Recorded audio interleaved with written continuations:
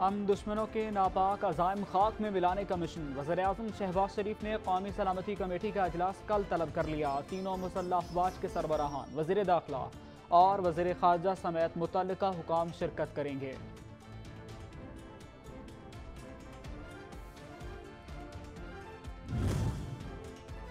Corona की सूरत हाल काबू में है, अवाम अफवाहों पर कान न धरें। वफाकी वज़ीर सेहत अब्दुल कादिर पटेल कहते हैं 90% आबादी को कोरोना वैक्सीन लग चुकी, लोग महफूज हैं।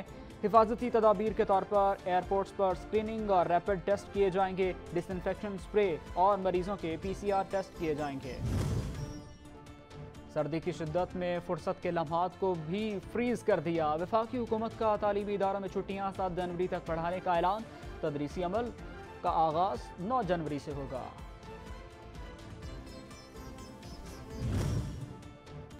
और पाक बहरिया दिफाए वतन की खातिर हर दम तैयार है। हरबी सलाहियतों का मुजाहरा पेशावराना महारत का सबूत है।